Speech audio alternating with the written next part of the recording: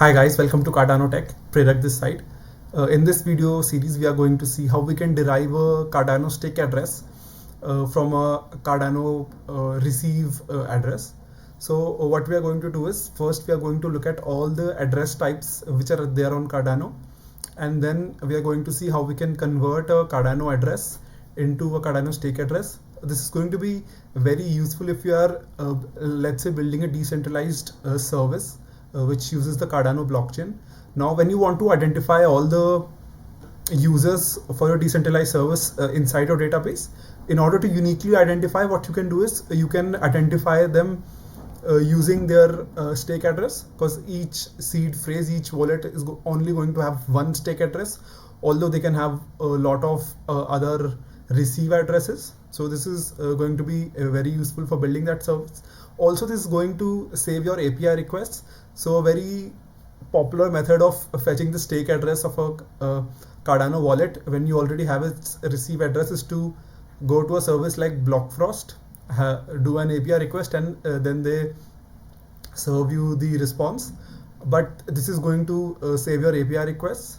Also, other than that, why this is quite useful is that it will teach you more about Cardano addresses and also the Cardano serialization library in general. So firstly, we are going to discuss how Cardano addresses work. So my references for this video are going to be two references. So the first reference is going to be the CIP 19, the Cardano Improvement Proposal 19. It gives you a brief overview of how the Cardano addresses work. So they tell you everything from the Byron to the Shelley addresses, how the delegation part works. Although this is not important, as it is not very important to know everything about Cardano addresses, but this will be good for those people who want to know more about it. And the other reference is going to be the formal specification for the Cardano ledger. This is the document which is released by Input Output HK, and it is available on their GitHub. So I'll be adding both this ledger and also the Cardano improvement proposal inside my in the video description, so you can refer to them from there. So when we look at Cardano addresses, at the very base of it, Cardano addresses, they are just a series of bytes. So this is further a series of ones and zeros. So that is all that Cardano addresses are. And inside this series of ones and zeros, you have a header and you also have a payload. So this can be variable size. There is no fixed length for a Cardano address. It can be it can be a variable number of bytes, but the header is always going to be 1 byte. And the header is further divided into two types. So 1 byte is equal to 8 bits, and 8 bits are equal to 2 nibbles. 1 nibble is 4 bits.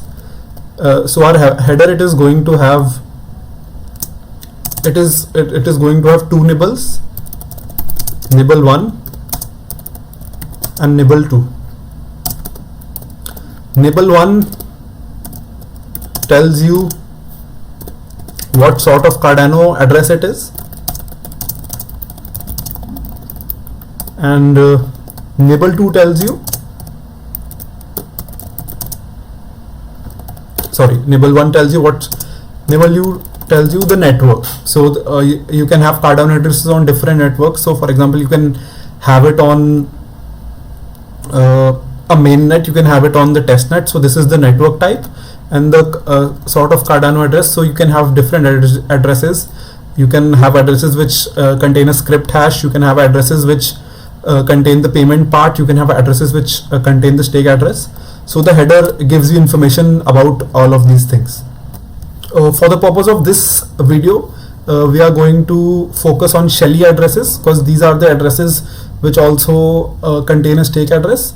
And we are going to use the Nami wallet, and whenever a user connects to connects their wallet on a website, and whenever they make a new wallet on using their Nami wallet, you get this type of address. But you can see that we have a range of headers. So for the first nibble, depending on what the first nibble is, you can get an idea of what kind of address it is going to be. And by looking at the second nibble, you can get an idea of on which network this operates. So further down in the video, I'm going to focus on the mainnet, and we are going to get the first type of nibble. So this was all about Cardano addresses. Now let's get started with the coding part.